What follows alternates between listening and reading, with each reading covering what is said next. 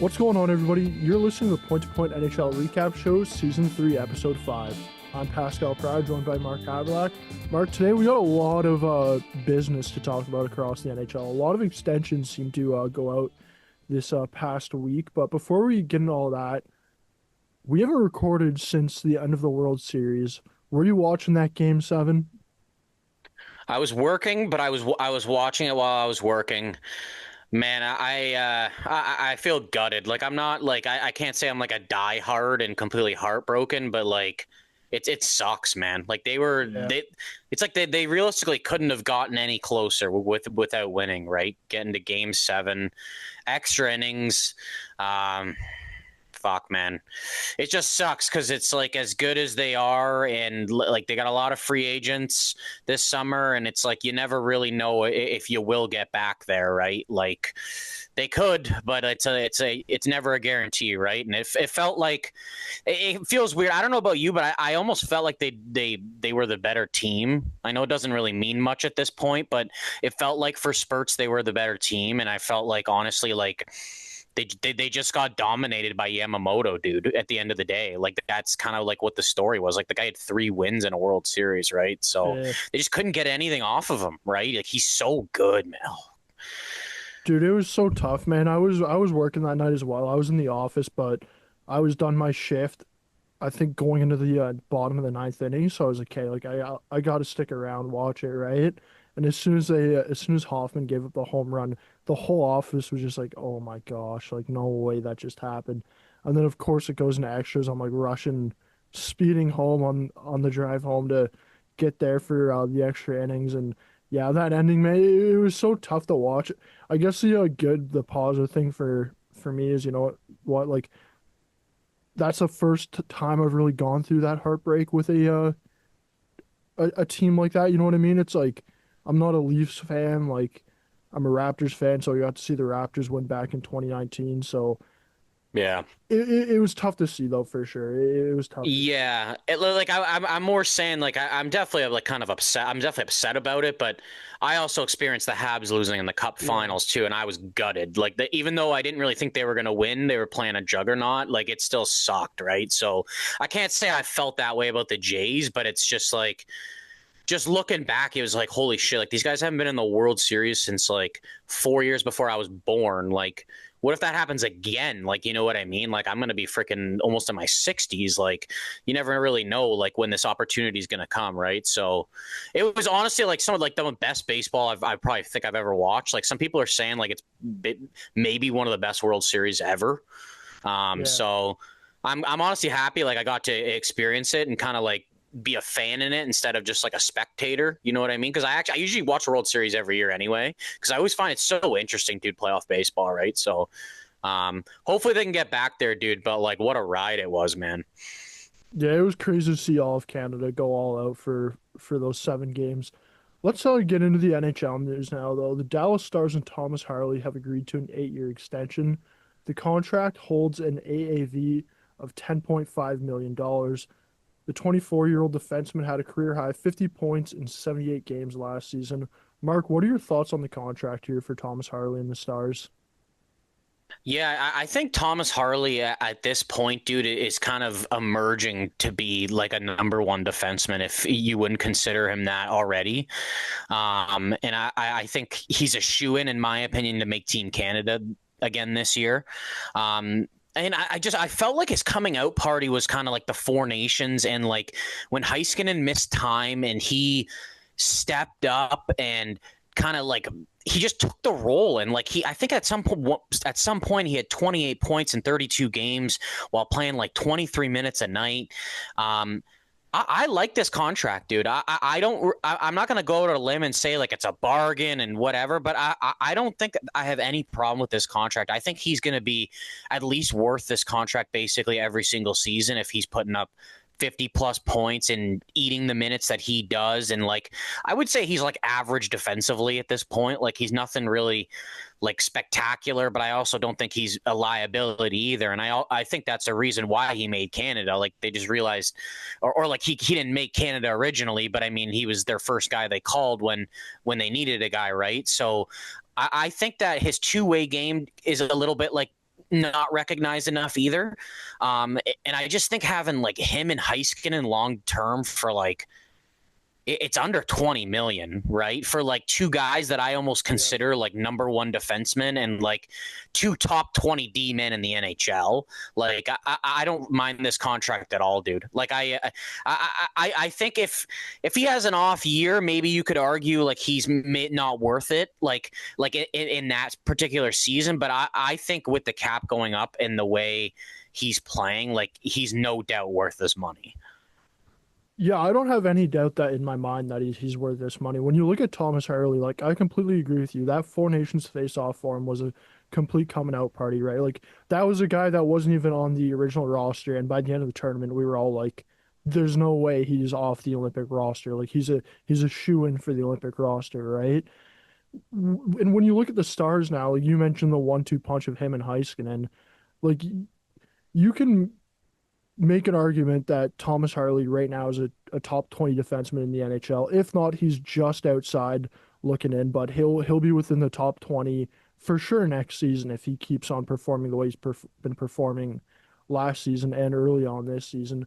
I'm looking at it for the Dallas Stars, and it's a no-brainer, man. Like when you're considering guys like Luke Hughes, Jackson McComb, Lane Hudson, all these guys that are a couple years younger and coming off their ELCs, when you consider those guys are making high eights to $9 million per season, I think Thomas Harley making 10.5 is more than fair considering in this situation you're having to buy out a lot more years of free agency compared to like a Lane Hudson or Jackson Lacombe where they're a bit younger and they will have like by the time they're coming off their current deals, they will be at a good age to sign a second deal. Where for Thomas Harley, like when he's coming off this deal, he's going to be 32. You know what I mean? Like he's not signing another 8-year deal in the league.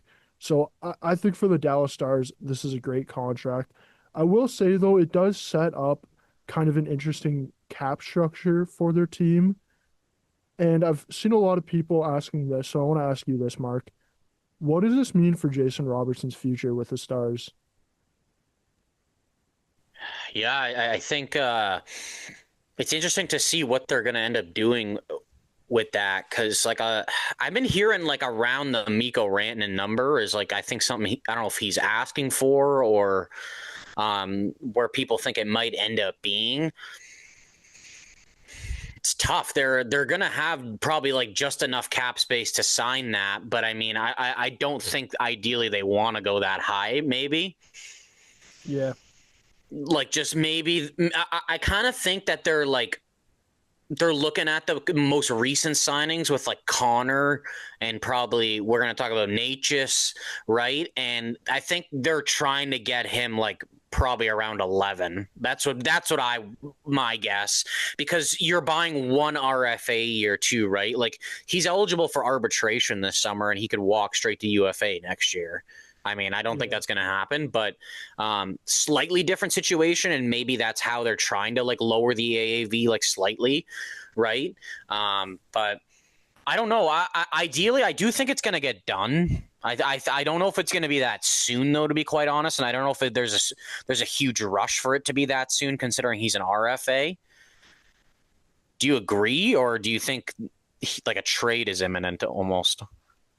I agree. I think the Stars do want to bring him back, but I could also see a scenario where if Jason Robertson's just upping that asking price, I could see a world where the Stars maybe do decide to move on because like right now the Stars have a fair bit of money tied up in Rantanen, Harley now, Heiskanen, and then also Rope Hansen. Fitting in Robo as well might be a little hard. And if he's looking for closer to 12, I could maybe see the Stars in that scenario being like, man, like this is gonna be a lot of money we're gonna have tied up in our top 4 or 5 players, and we rather go for maybe like a bit more depth, right? Because we've seen teams do this within the past couple of years, right? Like the Leafs, they move on from Mitch Marner this offseason so they can kind of restructure how their cap and how their kind of lineup looks like, right? We saw it kind of with Colorado last year. We'll talk about it more here in a second, but we saw it with Colorado last year where they moved on from Rantanen so they could maybe have a little bit more depth in their lineup, right? So I could see a world where the Stars maybe do seek that option out if Robertson's just asking for too much money that they don't want to go to. Mark, do you want to get into the Martin Necas stuff now? Because I'm all ready for it. Yeah, let's do So it. the Stars, they weren't the only team to hand out an 8-year contract this week. The Colorado Avalanche extended Martin Necas to an 8-year deal with an 11.5 AAV. Since joining the team last season, he has 41 points in 41 games. Mark, what are your thoughts on the deal? Yeah, I mean, I'm a little bit surprised that they agreed on this number this soon, to be quite honest with you. Um, I feel like personally, like I'm knocking the deal a bit more just because I'm more looking at it on a bigger scale with okay, they're what they were saying was they were getting rid of Rantanen to bring in like another great player with depth, right? And like Yeah. save cap space.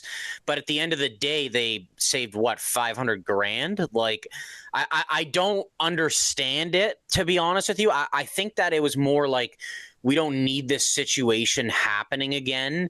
And we just want to get this deal done with. Apparently, once Logan Cooley signed for 10, Colorado jumped from 10 and a half to 11 and a half. Yeah. And Nate just accepted it.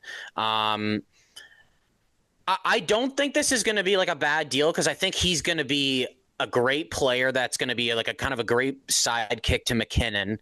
I'm just more looking at it like I'm not 100% sure if he can get it done in the playoffs. And the guy they had, they knew he could. So I just don't know in the end if it's going to end up working out for them.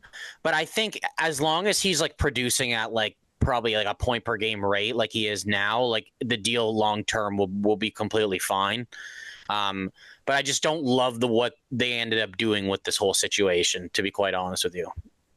Yeah, I'm all with you on that, dude. I think when you look at it separately and you just look at the deal, I think the deal's completely fine. Like Nietzsche, since being with the Avalanche, he's been producing fairly well, and he's off to another pretty good start this season, right? So that's kind of the asking price for a player of his talent. But when you are looking at it on that bigger picture, it's exactly what you said. Like you traded Rand in last year so you could kind of have bring in more depth for still maybe a top end type of talent player where you're saving 500K here. Like it's not a difference maker whatsoever with how the caps worked out for the Avalanche here. So when you look at it from that perspective, it really makes no sense.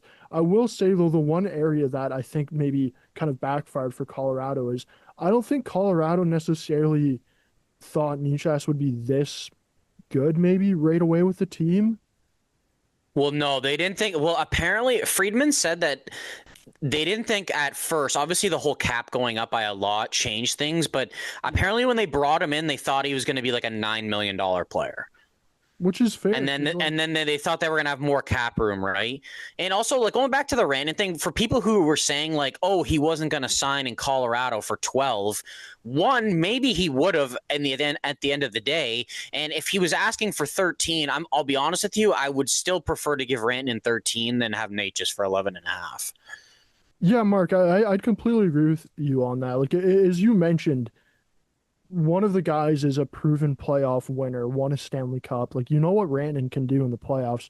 Where with Martin Necas, like you've seen it not only with him but also with Carolina that they continue to kind of get stuck losing the Western Conference Finals. And there was a fair bit of question marks. Like is Martin Necas one of those guys that can be part of a team that can kind of get over the hump and bring you to a Stanley Cup? So I agree with you. Like I think if I was Colorado, like I would have rather kept Ranton around. Like you know how him and Nate Dogg got along as well, right? Like Landeskog's back too. That whole core that won the Stanley Cup, like they're all back right now except for Ranton, right? And Ranton's the one guy who Colorado decided to move off of. And as much as I do like Martin Necas, like there is they're not the same type of player. Like Martin Necas is maybe a point per game player, maybe a 90-point player at his best. Where Mikko Rantanen at his best is a guy that could probably win the Hart at some point during his career, right? So I Yeah, think and he's there's got the size and like kind of like a little bit of edge to his game more, and like I don't know, it's just like you've won with him, right? And like yeah, I just it just doesn't really make much sense to me in the end. I think Martin Necas is a great player, and he's improved a lot, even especially since he's been to Colorado. And it's like people say it's the Nate factor. Like I mean, sure, probably a little bit, like, but that doesn't take away anything from what he can do. Like he's kind of like a dual threat. He's a really good. I know we're kind of knocking a lot of this, but like he's a really good playmaker. Like he's got a sneaky good shot too. Like he's so good. I think what makes him so good with McKinnon is just like the transition game and the way they can just beat you, right? It's like they like turnovers are so deadly when you have Natchez and McKinnon on the ice. Like I think just he has the hockey IQ and he matches McKinnon's kind of speed that like just makes him such a good threat with him.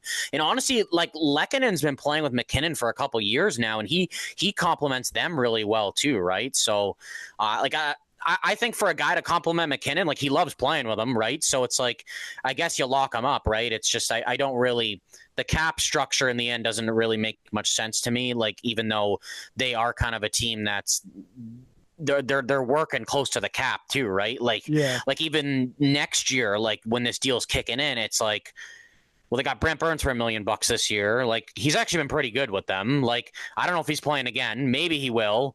Can't really bet on it though. He's 40 years old. Like Sam Malinsky's been a pretty nice story for him. He's like everyone thinks he's like a mini Makar out there. Like the way he just moves the puck, he's just kind of like slower and doesn't do anything like at Makar's pace. But he kind of looks like him out there. Like he's been pretty good as well. So it's what I mean is like these for Colorado. It's not about like just getting the point per game player and getting him locked up. It's like this is the time to win the cup, right? Yeah. Like you want guys to win the cup, right? And like Makar's going to be coming up in a couple of years. I wonder how that's going to go negotiation wise, but Colorado, it's different than like some of these other teams, right? Like they're already in this window, and it's like it's not closing by any means, but I just like the Rantanen factor more than Necas, I think. Yeah, I completely agree with you on that. I think it's exactly what you said. When you look at it, the contract extension by itself, it's a good extension. No issues with that. But when you look at it overall in the greater picture, it's like you did all this trading to pretty much end up with the same cap hit that you probably would have had for a lesser of a player. Mark, sticking in the Central Division, the Utah Mammoth, they made it a hat trick of extensions this past week when they extended Logan Cooley to an 8-year deal. The deal has an AAV of $10 million. Cooley, pardon me, was the third overall pick in 2022, and he's coming off his ELC. What are your thoughts on the deal here for the Mammoth and Cooley? Man, I think it's great. I think to get a guy who's going to be the number one C moving forward just for $10 million, who's probably going to be putting up like 90 plus points a year, I think you sign this in a heartbeat, man. Yep. Like them offering him that monster deal like a couple weeks before, it was like 965 a year or whatever. Like it just took a couple $100,000 more. Like I have absolutely no problem with this deal, dude. I think he could be a point per game player as early as this season, to be quite Yeah, honest with you. I have no issues with this deal at all. And to be honest, I think this deal is going to age very, very well for the Mammoth. It's like when you look at the Mammoth, first of all, this guy was your third overall pick. He was really the big pick in this whole rebuilding process, right? Of course, with the team being new to Utah, he's a fan favorite pretty early on here. And if you're the Mammoth, it's like you really do want to be locking up a player like that, a fan favorite, when you're new in a market as they are. And to be honest, when I kind of look at this deal kind of reminds me of the Jack Hughes deal when he came off his ELC. Because Jack That's Hughes coming off interesting. his ELC, he signed for $8 million. And I remember at the time it was like, holy shit, like guy's coming off his ELC making $8 million. Like, is he gonna fully live up to that? There was a bit of question marks, maybe. And you look at it now, and it's like Jack Hughes making $8 million. That's kind of a steal, right? I think Logan Cooley's going to be the same way. Like I think in 3 or 4 years when we got guys making $20 million, we're going to be looking at and going, Logan Cooley making $10 million is pretty darn good business for the Utah Mammoth. I think he's that good. I think he has the That's potential an to. interesting comparison, but I actually I like that comparison. Like I do think that this deal's got like a lot of potential to be really good, right? The fact that they got Gunther for the next like 7 years too at like just over $7 million, like fuck, they're in a pretty good situation. Armstrong's been doing some tidy business with the Mammoth. You got the Paterka contract as well. It's like overall when you look at the Mammoth, a lot of their young core now is really locked in, right? Like outside of the guys who haven't come off their ELCs yet, most of this young core is kind of locked in for right now. So it really leaves the door open for the Mammoth to hand out some more great contracts, especially considering it's like we're talking about Dallas and you got three guys making double digit money, where with Utah, right, it's not that number at all. So it really does allow for the Mammoth to have a lot more cap flexibility, pardon me, for the rest of the rebuild and when the rest of these guys come off their contracts. One thing I wanted to talk about a little bit more with this contract, really interesting to me, comparing to like the Harley and Necas contract. Necas had $52 million in bonuses, I believe, Yeah. out of 92.5 million. Thomas Harley got $15 million in signing bonuses. He's getting $13 million in the first year, though. He front loaded his deal. So did Necas. Necas is getting $14 million. How much do you think Logan Cooley got for signing bonuses out of $80 million?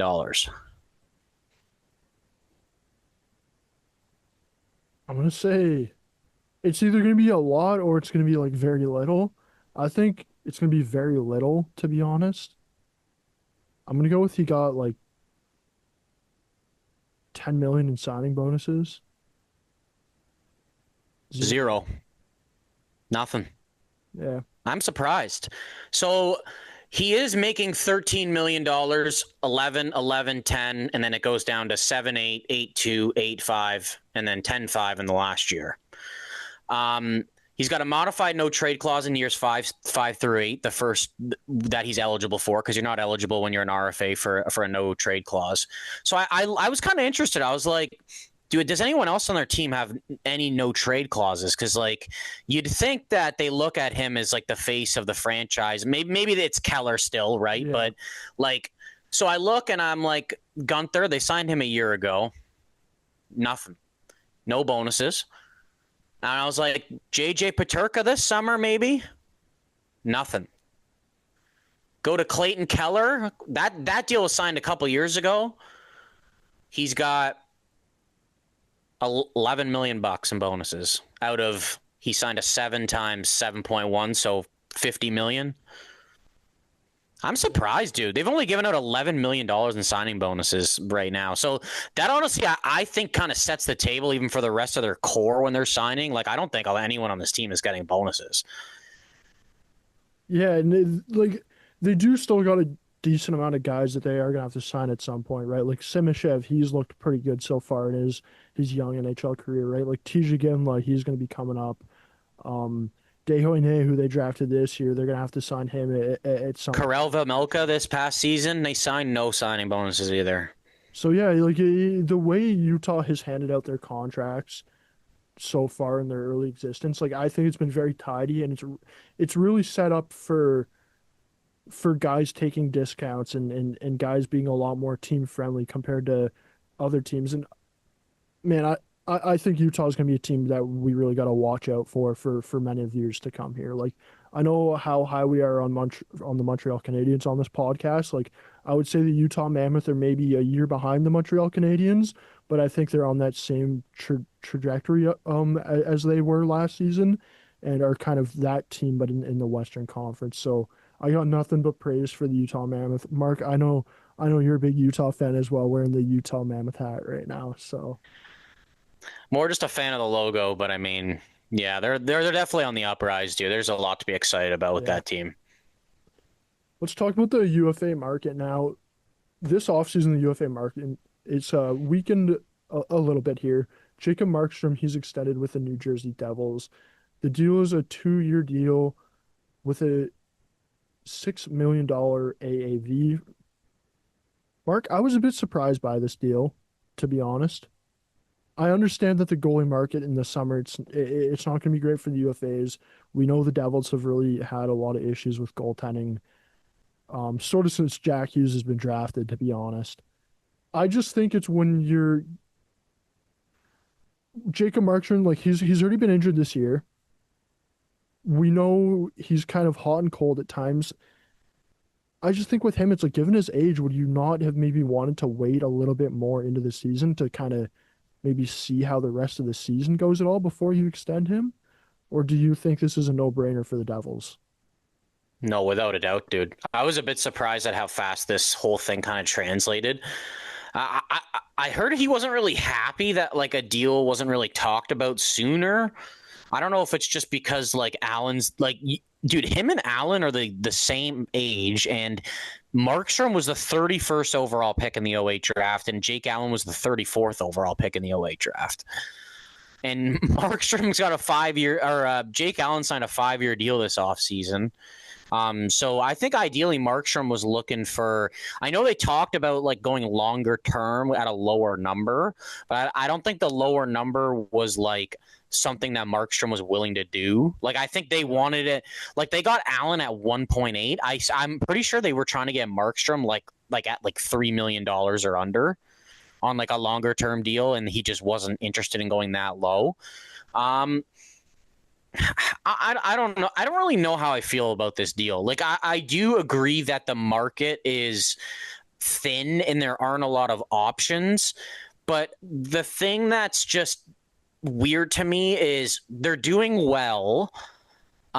He's not playing well Yeah, at all. And he had a better game last game, but the first 4 games of the year, like he's looked like one of the worst goalies in the NHL when he's been healthy.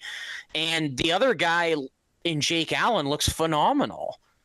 Like it's like I don't really understand why this needs to happen right now. I'm not saying that it shouldn't happen at all, but I feel like I would still just entertain talking about it with like the agent if I'm the GM, and probably not pull the trigger this fast considering he hasn't really played that well this year. So yeah, I am kind of surprised, to be quite honest with you. I'm a little bit surprised by the number 2, considering how he's playing. I'm a little bit shocked that they couldn't get him for a little bit lower. yeah. I don't think it's a massive overpay by any means, or would be considered an overpay. I don't know. I guess I'm surprised that the Devils went there this soon, like to 6 million. Like I honestly think I'd be trying to get him at like 4.5.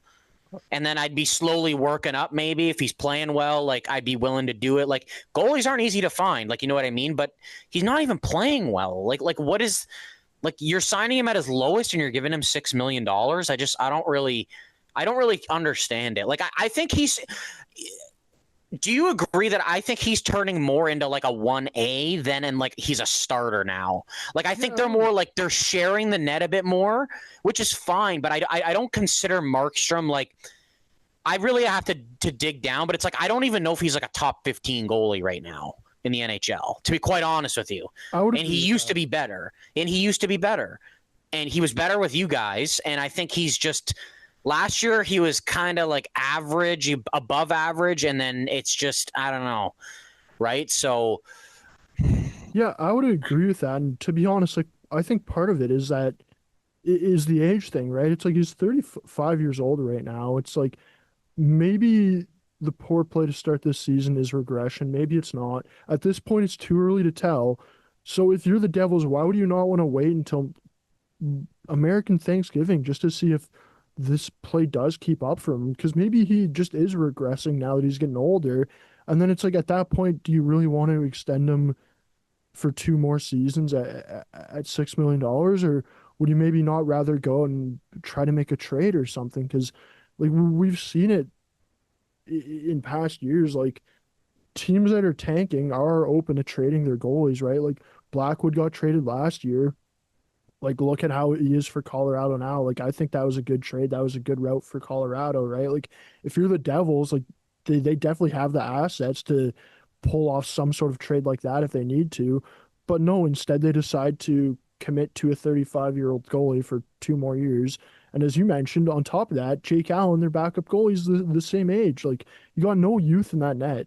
It really makes no sense. And they don't really have anybody in the pipeline, at least that I'm not familiar with, that's going to No, be I coming actually up wanted here to at get some into point. that because they do have someone in the pipeline, Okay. and that's why I wonder if they structured this deal the way they did because of that. Mikhail Yegorov, he was drafted in the 2024 draft. He was a second round pick, 49th overall by the Devils. Played his draft year with the Omaha Lancers in the USHL.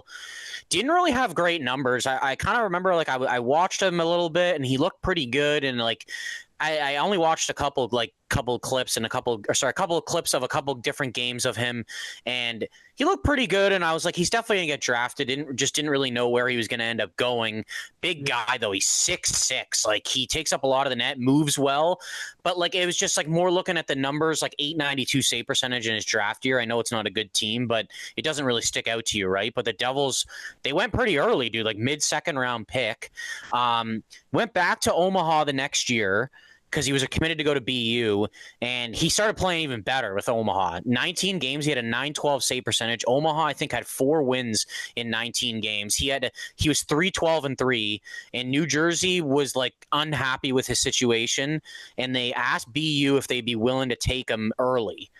So he went to BU early. Well, it's technically not technically early like for age, but early for him because he was committed to Yeah. go the next year, and he ended up being BU starting goalie last year, dude. In 18 Okay. games, he had a 927 save percentage. He was a starting goalie, and they lost in the finals to Western Michigan last year.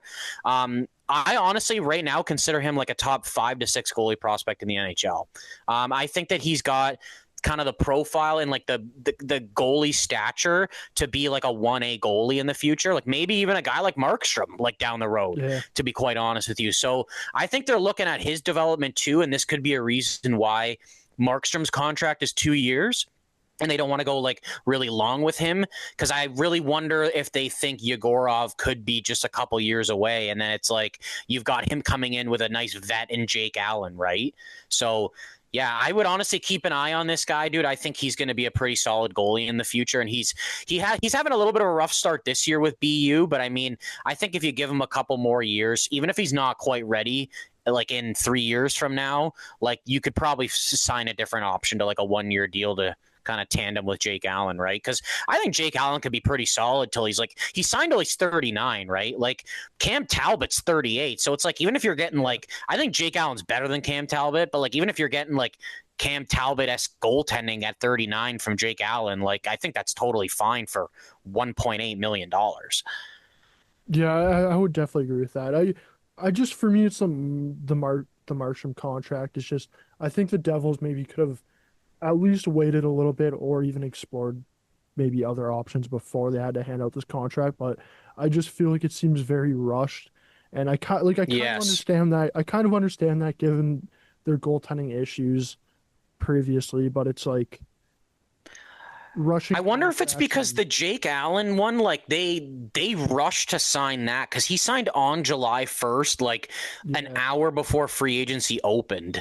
And like I wonder if they just didn't want to go through that again. But it's just like, man, like I signed right now, like bro, that fucking Jake Allen contract looks like one of the best contracts signed this offseason, Oh right? no. And then it's like, and then you're looking at it now, and it's like Markstrom, it's like this could be fine, but it's like, man, it's It could just like also it's go such a so poorly. question mark right now. Yeah. It's like, why would you do this right now? It's like I don't think it's necessary.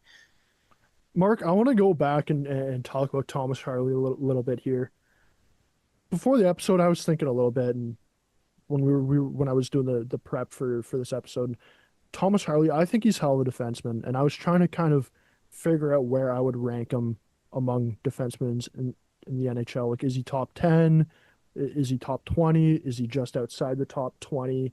And like on the outside looking in. So I got a list of NHL defensemen here in front of me. I want you to tell me if Thomas Harley is better or if you would take the other defenseman over him.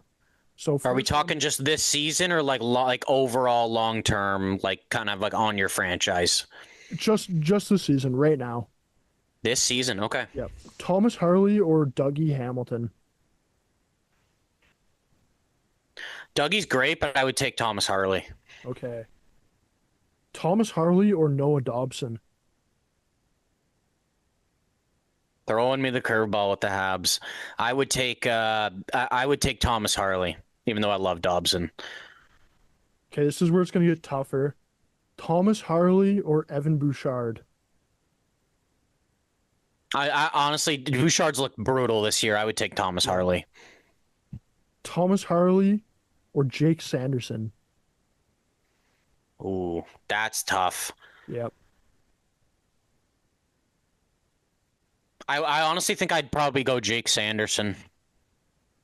Okay, Thomas Harley or Charlie McAvoy. Hmm. I think right now I'd probably go Harley. Okay, my list is getting low here now, so you got to choose one hopefully here. Thomas Harley or Adam Fox. Fuck, Fox has looked really good this year. I think I'd go Adam Fox. Adam Fox. Okay. So the Yeah, list he's stops looked, at Adam he's been Fox. so good two-way this year. But yeah, based off that, like Thomas Harley, I think is in the top 20 defensemen and probably closer to maybe that 15 to 11 range. Like he's a hell of a player off to a hell of a start this year. So kudos to Thomas Harley. Mark, I know Marty and Nisha asked you wanted to take No, I was actually doing I did Logan Cooley, dude. Logan Because of Cooley, the correct. because of the Yeah. Utah had. I decided to do Logan Cooley. We talked about him. Pretty nice extension for him today. So I wanted to start off with a bit of an easier one for you. I did him or the guy that went first overall in his draft, Uri Slavkovsky. I do like Slavkovsky a lot, having that bigger body frame. Based off what I've seen with Slavkovsky, though, I think I just got to go with Logan Cooley. I think he's been more impressive early on in his career. Fair enough. Fair enough. I wonder if we had him on our team. I think about that sometimes, dude. So we've got Logan Cooley or Matty Beniers. I'm going Logan Cooley like 10 times out of 10. Yeah, yeah, he's off to a great start this year. Logan Cooley or Mason McTavish. I'm going Logan Cooley again. I love Mason McTavish, but I think Logan Cooley's upside is too high. Okay. I think we're getting a little bit tougher here considering how good of a start this guy's having to the year. Logan Cooley or Frank Nazar? I'm going Logan Cooley again, dude. Like Logan Yeah. Cooley on his team, he's the number one guy. Where Frank Nazar, like you still do have Bedard playing in front of you, right? Like you are a little bit protected in that lineup compared to Logan Cooley, where it's like he's getting the best matchups every night. No, fair enough, fair enough. I thought it was just a little bit of a step up from the other guys I asked before. So we've got Logan Cooley or another guy who's off to a hot start, Dylan Larkin. This one's tough because they're like so their ages are so different. Honestly, man, for this season, I think I have to go Dylan Larkin. I Yeah, just he's off to a think great start, dude. as much as I like Logan Cooley, I just think Dylan Larkin's two-way game is just at another level. He's very reliable in his own end. Like he's the leader of the team. I think Logan Cooley, like in the long run, like can get to that level or even above that level. But I think right now I would go Dylan Larkin. No, that's completely fair. Um, so I guess we're gonna switch to Tim Stutzel now.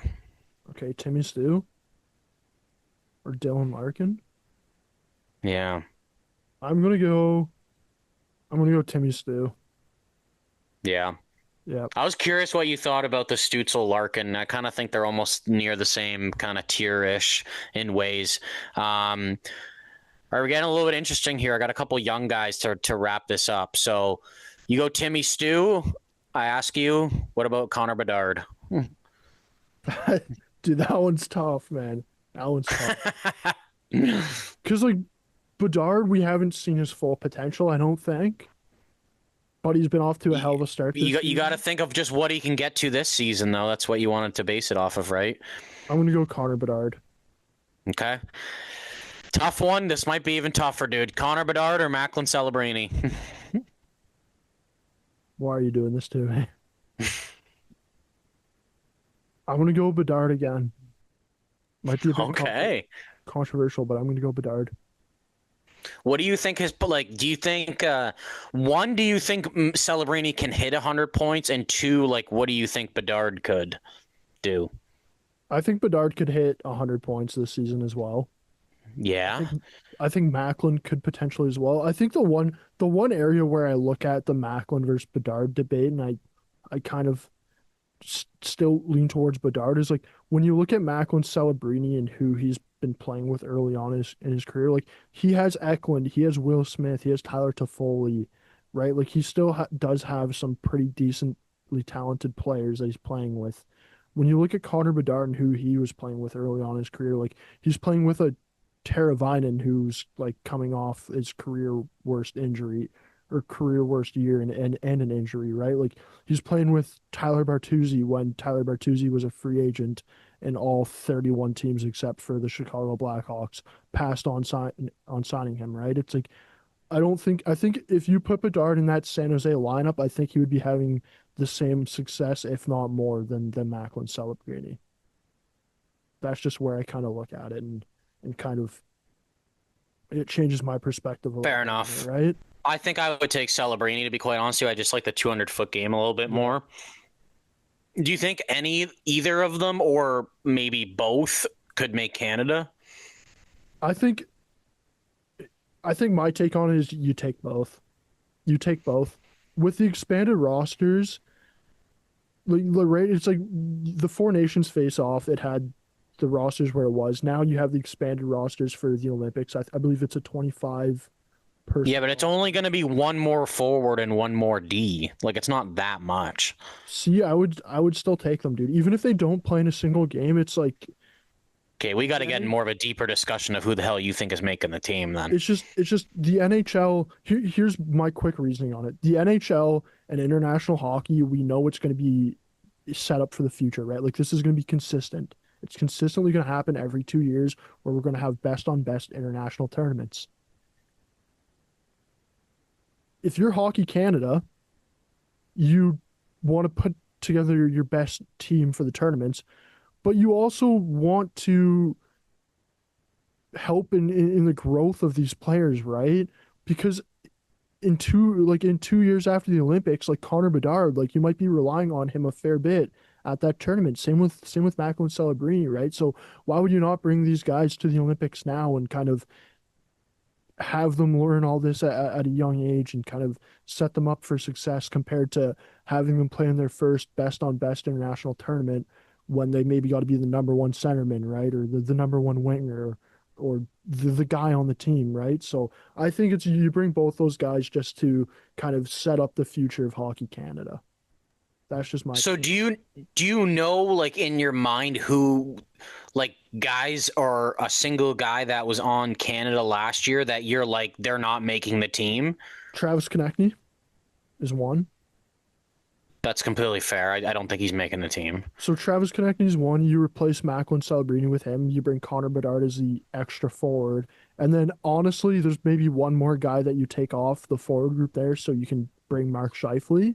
And outside of that, like I wouldn't You don't think Suzuki's got a chance the way he's playing? Because honestly, dude, make a good he's here. playing So really well. here's Like, what I I'm honestly, here's what I'm no, doing you go though. ahead. Go ahead. Go I'm ahead. not taking Anthony Cirelli. The thing is, he's leading their team in scoring right now, dude. I don't care. I think Mark Scheifele is a better player. See, And I I was think thinking they're going to take Sorelli and they might not take Hagel because he's not off to a great start this year. that is interesting. But I think it's either Hagel or Cirelli doesn't go. You replace him with maybe Suzuki or Scheifele. Like Konechny probably doesn't Well, go. I just think Suzuki right now, if they're continuing the way they're playing, I think Suzuki and Scheifele, like, I feel Yeah. like you almost have to take them. It's definitely there's definitely like a lot there that you need to unpack with these rosters. See, we haven't even like the thing is, it's like going into the year, I didn't know about Jarvis, but he's been playing really well. I don't know if they wouldn't like not take him. And you probably have to take Jarvis again, just based off even the energy he provides, man. Like, I know it's like across the ocean, dude, but like, man, his buddies might fucking boat to Italy for the Olympics. Just show up on a fucking what are those the Pan 2 or what are they? Like the party boats, you know those like the lake party boats. I think I know what you're talking. I don't know They what it's just show called, up on, but yeah. they just show up on one of those in Italy. But yeah, these international rosters, I think at some point here in the next couple of weeks, we're gonna have to really do a deep dive on some of these rosters. Mark, before we wrap up the episode, we got a little bit of trivia we got to get to. So I gotta pull up my phone here because we got to time this. Basically, for you, Mark, you got a minute 30 seconds to name the last 10 Calder winners, and you don't have to do it in any order. So just the names of the past 10 Calder winners.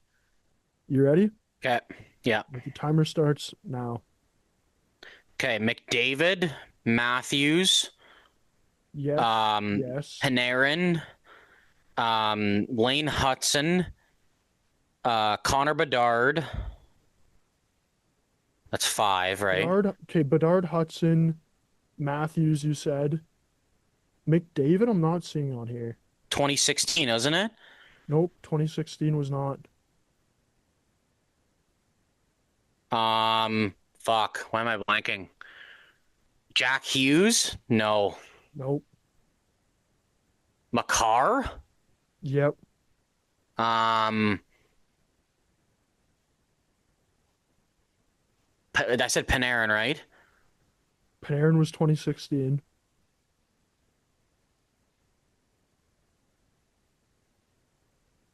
Fuck, I'm blanking. Darlene? Nope. Oh, Beniers. Yep. Um, Lafreniere? No. Nope.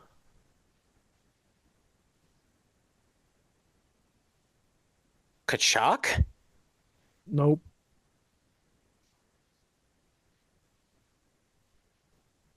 Man, I'm blanking. Heischer? Nope. He hasn't won it either. All right, time's up, Marky. I'll give you the full list here. 2016 was Panarin. 2017 Matthews. 2018 Barzell. 19 was Elias Pettersson. 20 was Makar. 2021 was Kirill Kaprizov.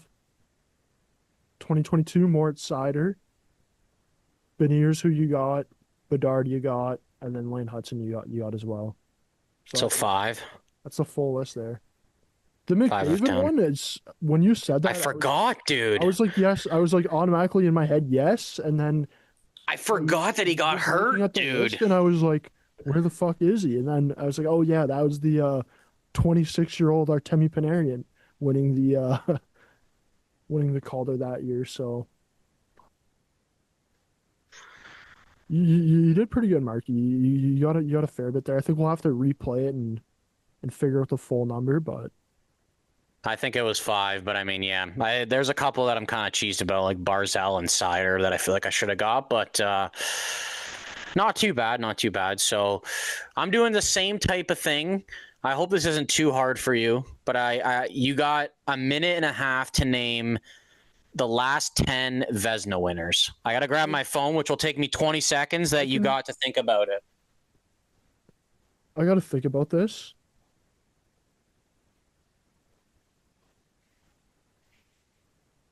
Since 2016.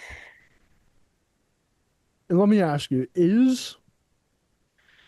before we start here, is it the last just to 2016, and even if guys have won it twice since then, like I mean, that's a good point. How about we'll do it till 2015 then, because then that'll be 11 years.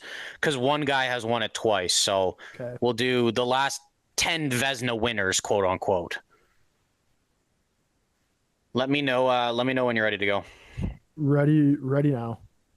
All right, you're going. First up, I'm gonna go Hellebuck, Okay. Yep. and I'm pretty sure that's the double. I'm gonna Back go to back. Yep. Vasilevsky. Yep. I'm gonna go Carey Price. Yeah. Yeah. Technically, yep. Marc 2015. Marc-Andre Fleury. No, Yep. he Yep. has. 2021 That's four. with Vegas. Remember that he got traded? Oh yeah. Has Igor won it? I don't think he has. Yes, he has. 2022. Bob, Sergei Bobrovsky. Yep. What am I at 6? This is where it's getting tough.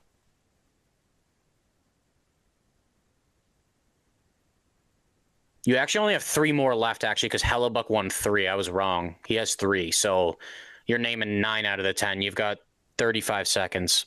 You got 3 more Okay, I'm left. gonna go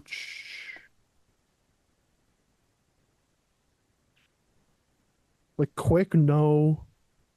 Spencer, no. Never won a Vezina quick. I think you're gonna have to give me the rest here. They're pretty decent names. One of them still plays. So That's what I'll close. give you. 10 seconds.